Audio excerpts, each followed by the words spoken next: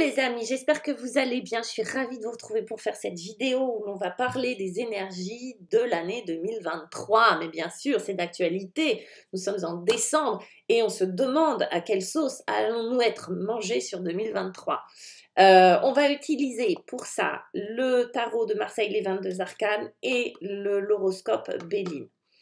L'idée, ça va être d'aller voir un peu les énergies extérieures. Qu'est-ce qui se passe, comment on va être influencé, quelles sont les énergies qui vont nous toucher, les défis, comment on va pouvoir les utiliser, comment on va pouvoir surfer sur la vague et décrypter un petit peu tout ce qui se passe là dans l'air ambiant, qui est particulier, on doit le dire.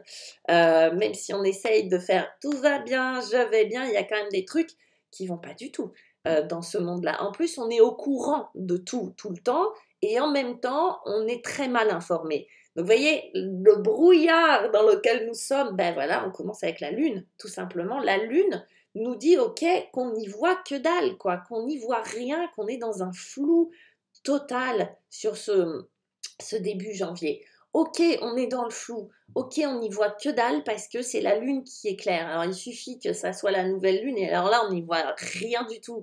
Mais en gros, tout est éclairé à la lumière de la lune et c'est comme ça qu'on doit regarder les choses. C'est-à-dire que si on la regarde, vous voyez, si on regarde les choses de manière très factuelle comme ça, on va dire, bon, on n'y voit pas grand-chose. Et finalement, quand on affine son regard et qu'on veut bien descendre dans les profondeurs et qu'on veut bien s'aventurer dans les parts sombres, à la fois de soi-même, mais à la fois de ce qui se passe dans le monde, on a une autre lecture. Okay, on a une autre vision des choses. On a un rapport entre la spiritualité et le concret et qui doit trouver du sens. Vous voyez, cette lune-là, elle nous invite vraiment à dire, ok, tu ne vois pas de cette manière-là, trouve une autre façon de percevoir, de sentir les choses. Du coup, elle nous invite à quoi? À aller voir ce qu'il y a derrière ce qui est caché. De ne pas tout gober, d'accord? De ne pas prendre l'information telle qu'elle est, mais d'aller creuser, d'aller chercher. Qu'est-ce que ça veut dire au fond, ce truc-là? Donc évidemment, je vais parler très général, hein, d'accord? Et ça va résonner comme vous voulez. Mais en gros, que ça soit dans notre vie privée ou dans ou que ça soit dans le monde, on vous invite à aller creuser et à aller chercher au-delà des apparences. D'accord? Donc là, évidemment, cette carte-là va nous dire beaucoup de choses sur nos énergies à nous. Certaines personnes vont être dans des angoisses, certaines personnes vont mal dormir la nuit, certaines personnes vont être dans une certaine forme de culpabilité. Oui, les énergies qui nous entourent, tout ce qui se passe, toutes les informations, toutes les infos dont on est bombardé à longueur de temps, que ça soit les médias, mais aussi notre entourage proche, éveille en nous beaucoup d'angoisse, de stress, d'anxiété, de peur. Vous voyez, il y a une espèce de peur collective. Et en même temps, cette peur collective où on n'y comprend pas vraiment grand-chose, qu'on a l'impression de subir, va nous inviter à, à, à se centrer, va nous inviter à aller voir à l'intérieur ce qui se passe à l'intérieur de nous et à aller trouver des ressources et des capacités peut-être qu'on avait ignorées, qu'on avait laissées de côté. Donc oui, ce début d'année n'est pas très confortable, n'est pas très youhou, pumped up, non, c'est un petit peu, on est un peu dans une espèce de marécage comme ça, avec des bêtes qui pincent au fond, ouais, c'est clair, mais c'est pas pour nous embêter. En fait, l'idée, c'est de trouver la beauté des choses derrière le vilain. Vous voyez ce que je veux dire? C'est d'aller chercher un petit peu et d'aller dans les endroits, aller gratter un peu dans les endroits a priori qui sont pas très attirants, mais en fait pour y trouver des trésors des richesses, vous voyez, des véritables ressources. Accompagné de oh, regardez cette belle blonde, on va être accompagné d'une belle blonde en début d'année. Non, c'est la femme, c'est les pensées de la femme. Mais comme c'est joli, quand même on a la lune et les pensées de la femme. La lune, c'est quoi? C'est l'archétype féminin. C'est la mère, la lune. D'accord? Le soleil, c'est le père, l'étoile, c'est l'enfant. La lune, c'est l'archétype féminin et on a les pensées féminines. Du coup, ce début d'année va nous inviter vraiment, va influencer notre part féminine, c'est-à-dire quoi? Notre intuition, parce que la lune, c'est ça, c'est de l'intuition.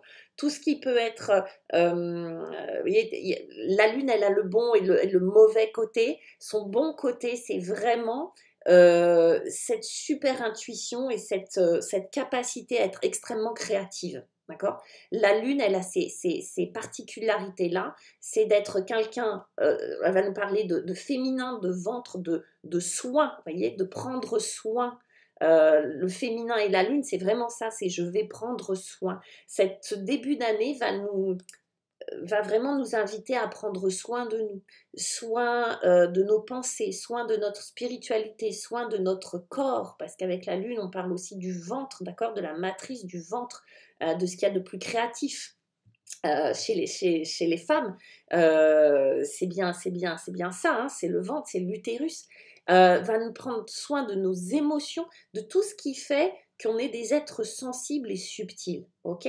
Mais effectivement, on ne le fait pas parce qu'on est dans un super confort, dans un 4 étoiles, non, on le fait justement parce qu'il y a de l'inconfort sur ce début d'année.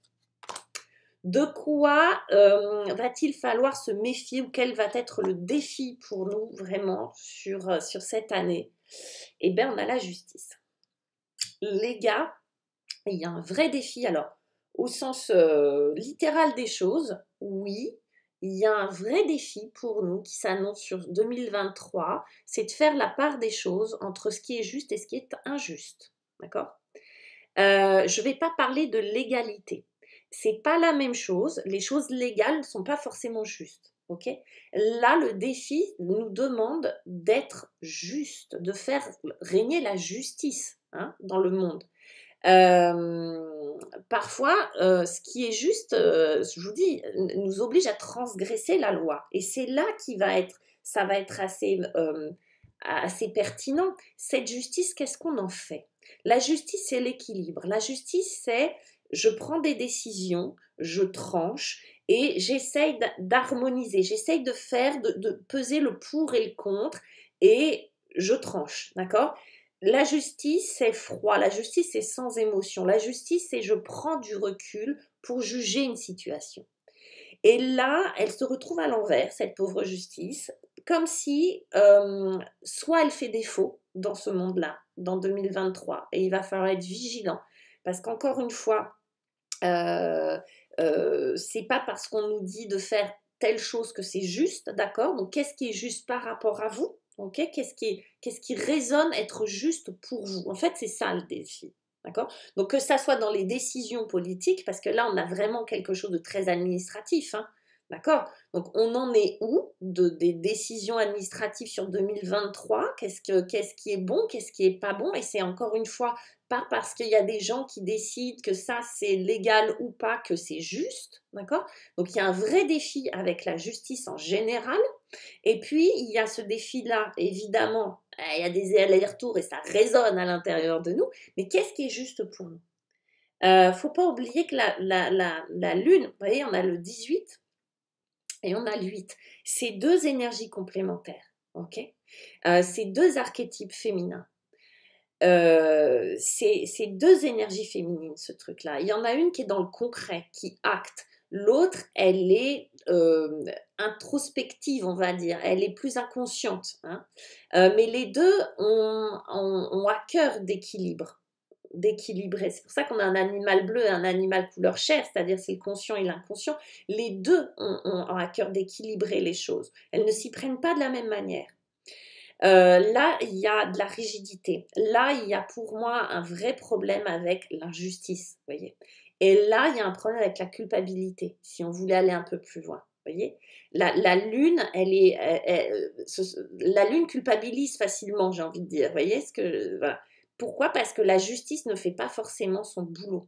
C'est pas à la Lune de culpabiliser, c'est à la justice de faire son taf. Et là, vigilance, parce qu'il y a un souci. Il y a un souci, on a un souci personnel avec ce qui est juste et injuste par rapport à nous. Peut-être qu'on culpabilise trop sur certaines choses et pas assez sur d'autres. Vous voyez, il y a un problème de balance comme ça. Et ce que je voulais dire, voilà, c'est ça. C'est le foyer qui revient en remettre une couche sur l'idée de qu'est-ce qui se passe à l'intérieur de ton foyer, à l'intérieur de toi. Vous voyez, le foyer, c'est la chaleur, c'est l'harmonie, c'est la solidarité, c'est le soutien. Qu'est-ce qui se passe qui fait que ce monde devient, où 2023 va être quand même le défi, ça va être la justice et la solidarité. Vous voyez, alors, je fais des allers-retours entre le foyer, ce qui va se passer à la maison, chez chacun d'entre nous, et puis au niveau mondial, au niveau social. Euh, le défi, ça va être de retrouver ça, de retrouver cette chaleur, cette solidarité, ce côté, le foyer, d'arrêter de se diviser, d'être dans quelque chose de simple, vous voyez, une simplicité. Là derrière, il y a la simplicité, il y a l'équilibre et la simplicité à retrouver. Et c'est pas forcément quelque chose qui va être donné sur 2023. Il va falloir aller le chercher, ce truc-là. Vous voyez, ça va être plutôt être dans la division avec l'épée, vous voyez, et les injustices et la division à l'intérieur du foyer, hein, les injustices à l'intérieur du foyer. Donc attention, c'est vraiment gros défi pour 2023 pour moi. Hein, c'est vraiment retrouver de l'harmonie, retrouver de l'équilibre, retrouver cette chaleur. Ok, c'est marrant, j'ai une chanson de Brassens qui arrive quand je pense à cette carte-là, vous voyez. Vous retrouverez le titre, vous savez de quoi je parle. Voilà, il y a retrouver cette chaleur, cette solidarité, cette entraide pour moi, qui va être super importante. Et puis, qu'est-ce qui va nous aider à traverser tout ça, en tout cas à retrouver ça? Ces changements de cycle, donc bonne nouvelle, on change d'énergie, on va changer de cycle, et bien sûr, c'est une nouvelle année, donc ok, changement de cycle, le destin va s'en mêler, on va plutôt avoir de bonnes choses qui vont venir nous aider extérieurement, on va être sur cette route fortune, donc changement de cycle et plutôt faites confiance à votre destin, vous allez voir, les choses vont se débloquer, parce que là, on va parler de blocage et de déblocage, beaucoup de blocage sur le début d'année, et les choses vont pas trop avancer. À un niveau général, ce qu'on va entreprendre, certains vont vraiment ramer, on va vraiment pas forcément être dans un climat confortable et, qui va nous porter à faire des choses. Le blocage, et on a le repos. D'accord? Blocage et déblocage, encore une fois, changement de cycle, c'est toujours pareil, c'est une énergie qui tourne dans un sens, et le temps qu'elle tourne dans l'autre sens, il y a une espèce d'inertie comme ça, de contrainte, d'accord? Et cette contrainte-là, c'est un blocage, mais c'est un blocage pour pouvoir renouveler son énergie, pour pouvoir faire autrement, pour pouvoir accueillir les choses autrement. Et on va nous parler de repos. Les gars, reposez-vous. Ok? Là, ça va être propice à ça. Pourquoi? Parce qu'il n'y aura rien à faire d'autre. Il n'y aura rien à faire d'autre. Il y a du blocage. La roue de fortune, c'est le destin. On attend que la roue tourne. On attend que le destin se manifeste. En tout cas, on l'accueille. D'accord? Même si on n'attend pas, on l'accueille. Et on se repose. Pourquoi? Parce qu'il y a beaucoup de gens qui sont dans le stress, dans l'angoisse, dans l'inquiétude quand même. Vous voyez, il y a une atmosphère qui est très pesante, qui est très lourde. On se le dit entre collègues, on se le dit moi vis-à-vis de mes consultants, c'est vrai que je l'observe. Beaucoup de blocages, beaucoup de choses qui ne se passent pas, mais c'est vraiment l'idée, c'est pas il n'y a pas un but derrière tout ça, mais qu'est-ce qu'on doit en faire? On doit l'utiliser pour grandir intérieurement. On n'a pas le choix, les gars, il va falloir s'adapter. Et s'adapter, c'est changer sa façon de voir, changer sa façon de percevoir à la fois ce qu'on est et l'extérieur. Et là, on a besoin de temps, on a besoin de repos. Là, il y a du temps. Il y a du temps. Mais on ne va pas essayer de s'agiter dans tous les sens. Là, cette année, c'est assez... pour moi, le début d'année, peut-être pendant les 6 premiers mois, vous allez voir, on va vous demander du temps. Et en même temps, ça va être l'occasion de prendre du recul. C'est ce que la justice va nous demander, qui est pas... Vous voyez, on a du mal à prendre du recul, on a du mal à vraiment s'extraire de notre situation, de ne pas être comme ça, et vraiment, mais c'est ça qui est demandé, et c'est la clé. C'est la clé.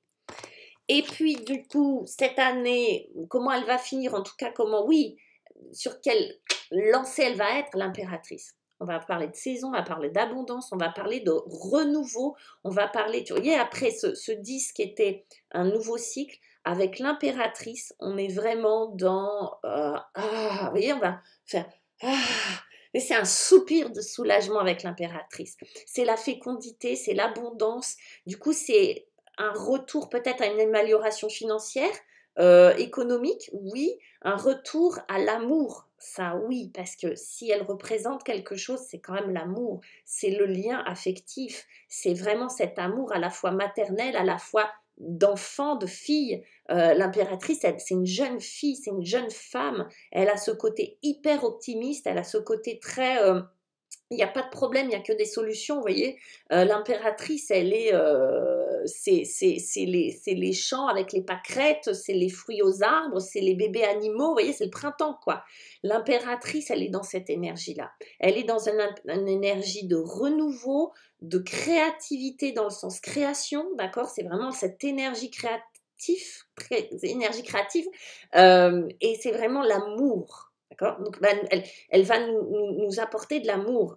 Le défi, encore une fois, vous avez vu, c'est le foyer, c'est la solidarité, c'est combattre les injustices. Et on peut le faire, bien sûr que ça va apporter de l'amour de le faire, et en même temps, c'est avec amour qu'on peut le faire, ce truc-là.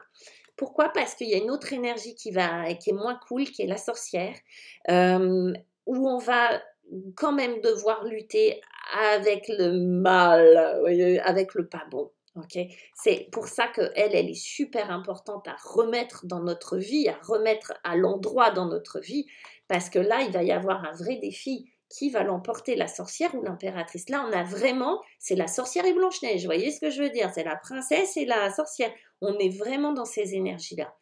Elles ne vont pas du tout ensemble, ces deux énergies. Elles n'ont rien à voir, c'est l'opposé. Il va falloir choisir, les gars, en fait. Il va falloir choisir. Qu'est-ce qu'on choisit? Qu'est-ce qu'on choisit? D'aller du mauvais côté et de se fourvoyer, de se mentir, etc. et de faire des choses pas cool, même à des petits niveaux, hein, où on choisit l'amour, la solidarité et la planète, quoi. Parce qu'elle représente quoi? Elle représente la planète aussi. Elle représente tous les enfants du monde, la nature, etc. C'est vraiment ça. Donc il y a vraiment deux forces là qui vont s'opposer. Et on va devoir choisir notre camp, quoi, en fait. C'est ça 2023. C'est pas rien, en fait. Donc voilà les énergies extérieures. En d'autres decks, nous avions notre petit Matt qui nous parle de spiritualité, bien sûr, de libération et de, vous voyez, il n'a pas grand-chose dans son baluchon, en fait. Il n'a pas besoin de richesse extérieure pour être riche à l'intérieur et avoir confiance. Le Matt nous rappelle d'avoir la foi. Le Matt nous rappelle d'avoir cette densité intérieure qui va nous permettre d'avancer, même si on n'a pas grand-chose. Mais dans la joie, la bonne humeur, en fait, d'être libre, d'accord? Qu'est-ce qui fait qu'on a ce sentiment d'être libre ou pas, si ce n'est la foi et la confiance, d'accord? Et voilà, le Matt va représenter ça. Donc, fin de l'année, peut-être une belle libération par rapport à ça. Voilà mes petits chats, bon je vous embrasse, je vous souhaite plein de belles choses, j'espère que tout ça va vous aider, que tout ça va vous porter pour cette année 2023. Laissez-moi des petits pouces si vous avez envie de me faire un cadeau pour cette nouvelle année, je vous embrasse très fort, ciao.